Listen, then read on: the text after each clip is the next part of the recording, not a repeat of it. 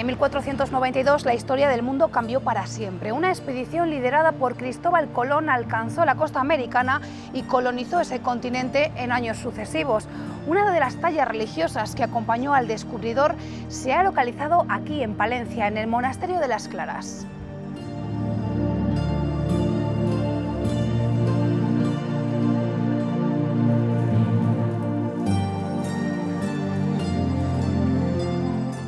Sor María Luisa, ¿qué tal? ¿Cómo está? Bien, gracias a Dios. ¿Cuántos años lleva ya en clausura? 54. ¿Y cuándo empieza a sospechar que una de las tallas que custodian aquí desde hace siglos es la que cruzó el océano con Cristóbal Colón? Pues empecé a sospecharlo hace 26 años aproximadamente. ¿Y cómo fue? Pues de una manera muy sencilla. Esa imagen no estaba a la vista de la comunidad, estaba en un oratorio donde no pasábamos por allí, estaba en el noviciado, vestida, siempre estuvo vestida, y las religiosas del convento, aun las mayores, no sabían lo que había debajo. Y cuando me quitaron el hábito para restaurarla y eso, vieron que estaba hueca. O sea, yo la vi ya cuando la trajeron restaurada. Y entonces digo, uy, pero si es una leona, pero si esta imagen está hecha para navegar. Y entonces empecé, porque tiene todas las cosas, tiene los hierros por detrás para sujetarla bien al barco y luego el hierro para sujetarla más abajo. Y se conoce que ha ido navegando bastante en movimiento, porque incluso tiene una pieza echada a un lado, o sea que se estropeó. Si es para un altar o alguna cosa así, lo primero que no la vacían, segundo no le ponen los hierros y después no se rompe tampoco, así. De manera que empecé a indagar, digo, pues esta imagen tiene una gran historia y hay que descubrirla. Y empecé a indagar, bueno, vi que la niña no se llamaba la niña, que se llamaba Santa Clara, entonces empecé por ahí. Y ya me puse, no recuerdo bien, en contacto con los de Moguer. El convento de Moguer, ya sabe que era de los clarisas, ahora está de museo diocesano, y con él me puse yo en contacto y me dijo, entre otras cosas, dice, es que Santa Clara ha sido la primera virgen que entró en América. Yo digo, no. Es decir, Nuestra Señora del Puerto, que la llevó Juan de la Cosa, era de Cantabria. ¿Es Santa Clara la primera? No había quien le digo. Mire, Santa Clara no es una imagen mariana, es una santa. Y dice, bueno, espera a ver, justo, lo comprendo, tiene usted razón. Primera imagen no mariana. Entonces, pues ya me dio bastantes datos y de ahí ya pude yo ir sacando cosas. Después ya me interesó cómo Colón tenía tanta devoción a Santa Clara, por qué tenía tanta amistad con la Madre Inés. Resulta que la Madre Inés, que era la abadesa de ese convento, pues claro, era tía de su padre, las familias esas que había antes. ¿Cómo pudo llegar esa talla aquí al monasterio de Pues Santa Clara de esto no sé Palencia? cómo, pero sí que no es difícil, porque Colón era muy amante de Santa Clara, y yo creo que de lo último que él se desprendería sería de la imagen. Y cuando se vino a morir aquí a Valladolid, yo creo que les atrajo consigo.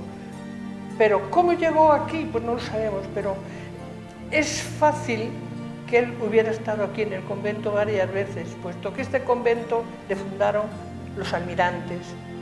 Y en nuestra iglesia tenían como los condestables de Burgos que tienen estos, ¿cómo se llama?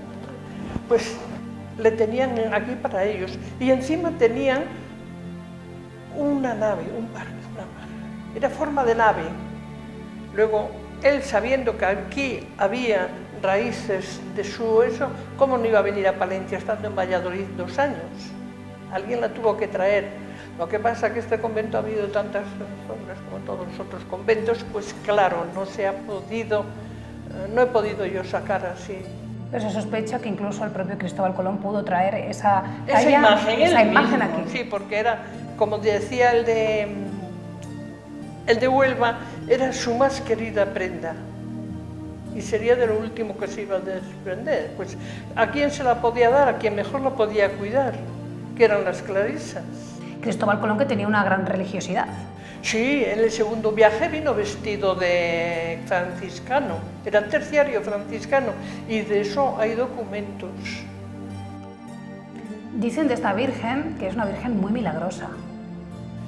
Pues eso yo ya no lo sé, porque se ha concedido milagros posiblemente, pero el grande, ese es que consta porque es uno de los votos colombinos, y hoy día todavía se celebra, porque el día 16 de marzo todos los años va el ayuntamiento con su corporación, la corporación del ayuntamiento, a ofrecerle a Santa Clara las oraciones, le llevan una corona y hace, o sea que todavía existe eso de ir a cumplir el voto allí, al Santa Clara, al convento. Ha llevado a cabo esta investigación durante más de 25 años desde clausura. Eso es importante porque... Sin salir de aquí ni conocer a nadie, ni las monjas sabían, porque no quise decir nada. Una investigación en silencio. Sí, totalmente. Sabía que tenía algo importante entre manos, claro, María Luisa. Si es que lo era, si es que lo he repetido muchas veces, esta imagen habla por sí sola. Necesita que nadie la diga, que es de tal chico, de tal esto, de tal... Si es que lo está diciendo, se la ve. Porque antes las imágenes cuando iban, las llevaban al mar, a las grandes travesías, pues las solían echar para que el agua no las estropease mucho, pues chapapotes, esos aceites con esas... Y la parte de arriba de la cabeza lo tiene todavía. O sea que no se lo han quitado. Al restaurarla la han limpiado demasiado por dentro, pero bueno, esta parte de la cabeza no la han tocado. Y se nota que tiene todavía de eso que le echaban para que no se estropease. Sor María Luisa, desde clausura, ¿qué medios ha tenido a su disposición para llevar a cabo la investigación? Pues... ¿Internet usted tiene? No tengo internet. Medios, la enciclopedia normal que viene, la encarta. Y cuando hay alguna cosa que ponía al internet, tal, avisaba a mi sobrina, le decía, oye, mírame en tal sitio a ver qué dice esto, y me lo mandaba.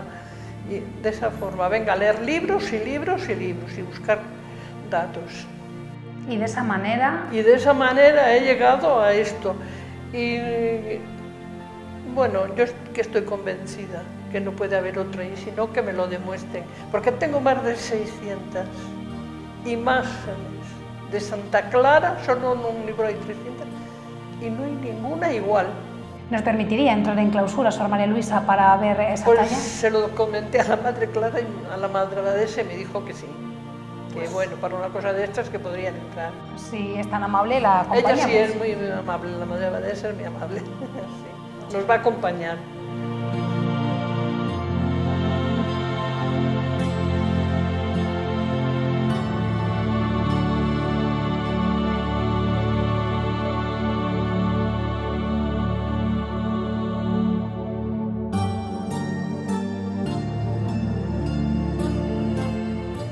Gabriel Ver, qué placer. Muchísimas gracias por atendernos. Gracias a ustedes. Presidente de la Asociación Cultural Cristóbal Colón, un experto en la figura del descubridor. ¿Cuántos años lleva investigando? Bueno, yo llevo más de 40 años tratando de investigar. Mi especialidad dentro del tema colombino es tratar de esclarecer su verdadero origen, que situamos en Mallorca, y la verdad es que la teoría no es nueva, es decir, esto lo han defendido historiadores incluso de Hispanoamérica. Cristóbal Colón, una figura muy enigmática, quizá por eso también genera bueno, pues tanto interés. Sí, bueno, hay que tener en cuenta que Colón, dentro de la historia de la humanidad, se le puede considerar la persona más famosa del mundo después de Jesucristo, y que esta persona no esté claro quién es, porque de teorías sobre Colón ha habido muchas y las hay y cada uno piensa que tiene la verdad, pero la verdad, yo digo, Colón no puede tener 40 cunas, nada más una puede ser la verdadera. Pero lo que pasa que referente al enigma es que este enigma fue creado. Yo le explicaré por qué fue creado ese enigma. Resulta que el padre de Colón, que por cierto nació en Peñafiel, es decir, en 1421, que era el príncipe de Viana, hijo de Juan II de Aragón y Blanca de Navarra. Entonces, dadas las divergencias que después tuvo con su padre en Navarra, tuvo que abandonar el reino y él se fue hacia Nápoles. Y él estuvo un tiempo viviendo y protegido por el rey de Aragón, que era Alfonso V el Magnánimo. Una vez fallecido Alfonso V el Magnánimo en 1458, él dejó Nápoles, pasó por Sicilia y estuvo un tiempo de paso por Mallorca por orden de su padre, que le dijo que no fuese directamente a Cataluña y que pasase por Mallorca. Y durante este tiempo que estuvo en Mallorca se relacionó sentimentalmente con una mallorquina llamada Margalida, la cual deja embarazada. Y precisamente a la isla Margarita de Venezuela, que la descubrió en su tercer viaje, le puso el nombre de su madre. Y es cierto porque lo escribió en mallorquín. Entonces, ¿cómo puede ser una persona que no sea de Mallorca que utilice palabras de Mallorca? Eso ya es una pista. Y a la primera isla que descubre también le pone San Salvador. ¿De dónde viene el enigma? Resulta que en 1461, después se va el príncipe de Viana hacia Cataluña y fallece, supuestamente envenenado, por orden de Juana Enríquez, para que pudiese ser rey su hijo Fernando. Eso desencadenó en Cataluña una serie de guerras civiles, un grave conflicto social. Entonces no querían por rey a Fernando el Católico, ofrecieron sus dominios a un rey enemigo, que era Renato de Anjou, que en aquel entonces era rey de Provenza, capital Marsella. Entonces, ¿qué hubiese pasado? Que si los catalanes descubren que Colón es hijo del príncipe de Viana, a los cuales muchos de ellos querían por rey, hubiese desestabilizado la unidad nacional y posiblemente se hubiese ido al traste. Por eso el rey Fernando le dice a Colón: sí, yo te ayudaré, pero con una condición, que no puedes decir a nadie quién eres. Diremos que eres de por Italia, y todas esas pistas son falsas. Porque su lugar de nacimiento casi llegó a ser un secreto de Estado. Claro, ahí está el secreto. Entonces, todo esto se falsificaron documentos dando a entender de que posiblemente era italiano, pero ¿por qué tanta polémica? Pero el problema también ha sido que hasta ahora, es decir, yo soy, y lo digo humildemente, el que más he documentado esa teoría de que Colón es mallorquín. Incluso quiero decirle que ahora estamos en la recta final de la investigación del ADN de Colón, que lleva el doctor Lorente, que es el director científico de la Universidad de Granada, juntamente con la Universidad de Harvard. Yo creo que las pruebas estarán a punto de salir. Yo creo que se retrasan por problemas políticos, porque como hay una inestabilidad, ahora mismo hay elecciones en Andalucía, entonces, por supuesto, cuando se dé una noticia, supongamos, de esa trascendencia, tiene que estar el presidente de la Junta de Andalucía. Si están en campaña electoral, pues no es el momento de dar noticias culturales. Cristóbal Colón fue artesano, comerciante, pronto también comenzó sus contactos con el mar, pero sobre todo fue autodidacta. Sí, Cristóbal Colón nace en Mallorca en 1460. Cuando él tiene 9 años de edad, él deja Mallorca para siempre y se dirige hacia Provenza,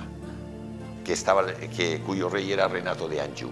Entonces ahí empieza a navegar con unos tíos corsarios que habían huido de Mallorca a raíz de un conflicto social que había habido en la isla entre 1450 y 1453.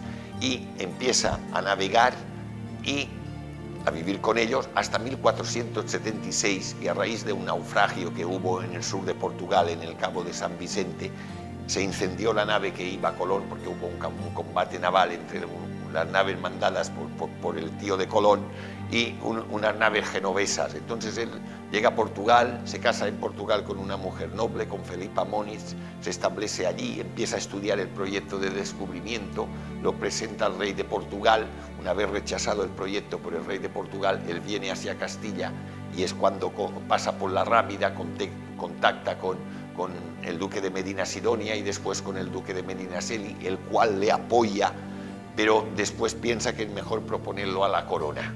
¿Y por qué le apoya el duque de Medinaceli? Ahí hay otro enigma resuelto, que el duque de Medinaceli resulta que había estado casado con Ana de Navarra y Aragón, que era una hija natural del príncipe de Viana, que tuvo con una dama llamada María de Almendarís. Por lo tanto, el duque de Medinaceli era cuñado de Colón. La historia de Cristóbal Colón es muy extensa. Vamos a ir a los hechos relevantes. Año 1492, la historia del mundo cambia para siempre. Una expedición liderada precisamente por Cristóbal Colón alcanza la costa americana y se produce un gran hallazgo. Intuición y fuerza de voluntad, sobre todo por parte del descubridor. Sí, bueno, hay una cosa que se tendría que tener en cuenta. Es cómo es posible que una persona en el siglo XV tenga esa idea de ir a descubrir unas tierras y querer ser, como pidió Colón y se especificó en las capitulaciones de Santa Fe, almirante, virrey y gobernador general. Hay que tener en cuenta lo que significan esos cargos. Entonces, todas esas cosas no son propias ni la cultura que tenía Colón en su tiempo, que una persona que sabía leer y escribir, una persona que sabía leer latín, que estén en concordancia con un hijo de un mercader genovés. Es decir, todo esto es un entramado que cambia toda la historia. Y de repente le llaman de Palencia a Gabriel porque aquí en este monasterio de las Claras descubren una talla que posiblemente acompañó a Cristóbal Colón. Yo creo que Cristóbal Colón se llevó esa talla porque yo le contaré, él tenía gran devoción a Santa Clara. Sus obras era como un terciario franciscano. Entonces resulta que cuando regresaba del primer viaje cerca de las Islas Azores tuvieron que hacer frente a una gran tormenta. Entonces varios marineros cogieron unos garbanzos y los metieron en un sombrero o en un cubo, no sé, para hacer suertes de dónde irían si se salvaba del barco como promesa. Entonces tenían que ir a 3 sitios. Una era la Virgen del Guadalupe y otra era Santa Clara de Moguer. Y la suerte en esas 2 ocasiones, la otra ahora no recuerdo a qué personal y a qué lugar le tocó, pero al Guadalupe y a Santa Clara de Moguer le tocó a Cristóbal Colón. Y yo creo que él se llevó la imagen esta por gran devoción. Aparte, él tenía gran interés en Santa Clara de Moguer porque resulta que la abadesa era Inés Enríquez, que era una tía de Fernando el Católico, y él, como era cortesano, como sobrino de los reyes católicos, él tenía relación.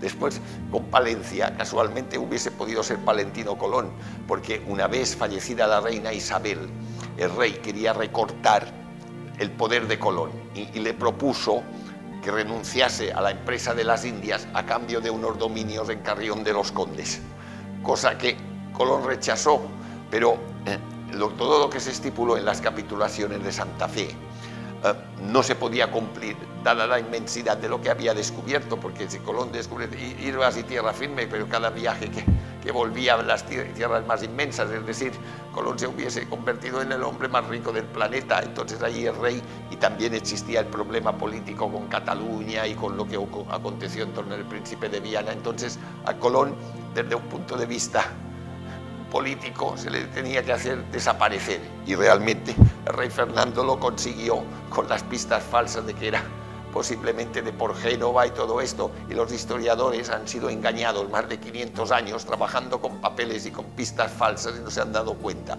Pero todo esto ha ocurrido, yo le explicaré, por 2 razones. Primero, porque no se había argumentado como tengo yo ahora. Yo en Mallorca tengo 2 exposiciones sobre Colón, una en un restaurante en Felanitx, ahí donde nació, que se llama Son Colom, y otra en el recinto histórico del pueblo español en Palma de Mallorca, que es la reproducción de diferentes edificios emblemáticos de diferentes ciudades españolas. Entonces ahí yo tengo expuestas diferente documentación para que los visitantes puedan ver en qué consiste esta investigación. Es decir, ahora la tesis mallorquina, con el ADN, sí tenemos suerte de que los huesos que ha encontrado el doctor Lorente puedan hablar bien y estén en buenas condiciones para hacer un estudio, porque también hay que tener en cuenta que huesos de más de 500 años pueden estar muy deteriorados y los científicos no conseguir los objetivos esperados. Esperaremos a ver, pero la coherencia de los hechos demuestran que la tesis de que Colón era mallorquín y sobrino de los reyes católicos es la que goza de mayor coherencia por muchos hechos. No es posible que, por ejemplo, el cargo de gobernador general en aquel tiempo estaba reservado y procedía de la corona de Aragón al primogénito del rey o al infante sucesor al reino. ¿Cómo puede ser que una persona se presente ante el rey en Santa Fe y le pida el cargo de gobernador general reservado al primogénito del rey? Ese dato nada más concuerda con la tesis del príncipe de Viana, no, ni el Colón gallego, ni el Colón portugués, portugués también, ni el genovés, que quiero decir que la teoría de Génova tienen tres teorías distintas. Una que es hijo de Cristóforo Colombo, la otra que es hijo de Cristóforo Colonne y la otra que es hijo del Papa Inocencio VIII. Es decir, ni en Génova se ponen de acuerdo quién es Colón. Gabriel, ¿qué le pareció la historia que le llegó desde aquí de Palencia, una religiosa desde la clausura que ha investigado durante más de 25 años bueno, pues la figura de Cristóbal Colón, descubriendo que esa talla que custodian aquí desde hace siglos, pues precisamente como comentábamos, acompañó al descubridor? ¿Qué le parece la historia de la religiosa, de María Luisa? Sor María Luisa es una gran persona, una gran entusiasta de que se conozca la verdad, porque si nos han dicho que Colón era genovés o de otro lugar y no es cierto, lo importante es que algún día, yo siempre he dicho que la historia es el relato verídico de hechos ciertos. Si no nos han contado una historia que no concuerda con la realidad, yo creo que es muy importante, y Sor María Luisa se ha percatado, es una persona de gran sensibilidad y de gran sentido común, y eso podéis estar muy contentos los palentinos de tenerla entre vosotros. ¿Qué le ha parecido la talla cuando la ha visto, la ha admirado? Bueno, todavía no la he podido ver, pero en fotos sí, entonces es una cosa maravillosa y a tener en cuenta. Bueno, pues ahora vamos a ir, yo creo que juntos a ver la talla, y nos contará bueno, las primeras impresiones, si le parece, Gabriel. Muy bien, gracias. Muchas gracias. A vosotros. Mire, Gabriel, esta es la imagen que decimos que es de Santa Clara, que la llevó Cristóbal Colón al descubrimiento de América. Y yo no tengo duda en ello. A ver qué te parece. A mí me parece una talla que es única. No se ve ninguna por ahí. Y ahora te voy a decir, mira. Mírala bien por dentro, por delante. Estas manos no son de ella. Sí, muy bonita. Mira. Y está hueca por dentro. Está hecha para un barco, para navegar. Esto está seguro, porque mira, los hierros. Para poderla sujetar. Para poderla sujetar.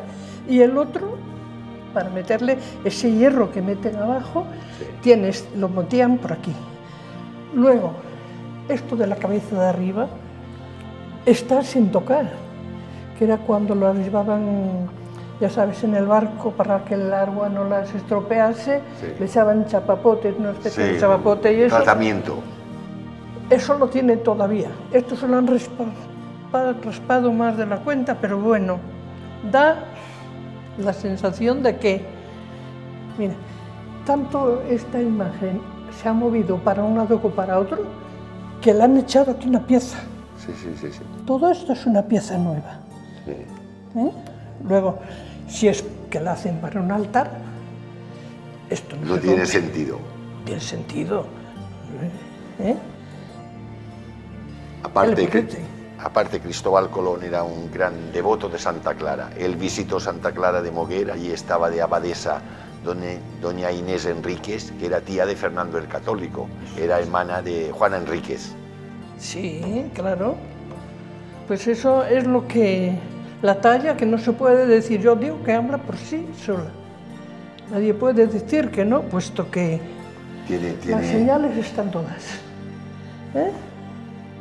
Y es propio que haya venido aquí a Palencia, es muy lógico. Es una zona que en Peñafiel, de acuerdo a la tesis mallorquina, nació el príncipe de Viana, el padre de Colón. Y Colón fallece en Valladolid en 1506, es normal que él tuviese interés por que ciertas cosas relevantes relacionadas con sus viajes pues tuviesen como destino, pues en este caso Palencia. Es que Peñafiel pertenecía a Palencia en aquella época, porque la demarcación de las provincias no se hicieron hasta 1800 y pico. Pues imagínese, pues más razón ahí. Era de Palencia. Sí. Peñafiel era Palencia. Y hasta 1950 y algo ha pertenecido la diócesis, ha sido esta. Muy bien. Esta peana tampoco la tenía, porque la madera no es esto, no es de esta. Es de otro tipo. Muy bien. Así y ahí acompañada de las tres carabelas, la Pinta, la Niña y la Santa María.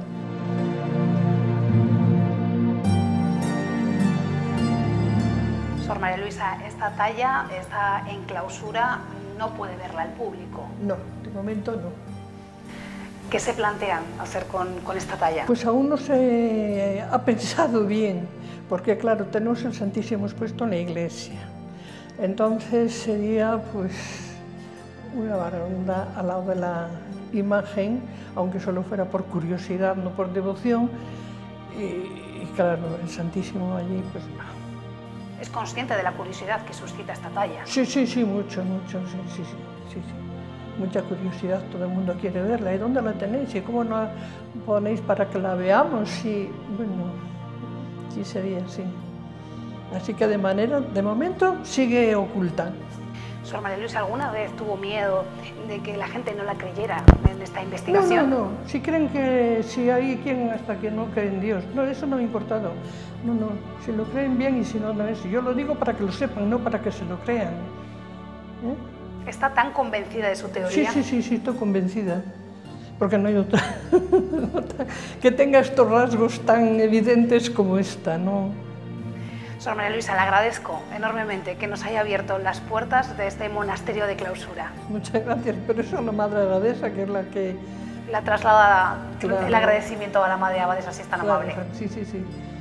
Que las vaya muy bien, enhorabuena. Muy bien, pues gracias. Muchas gracias a todos.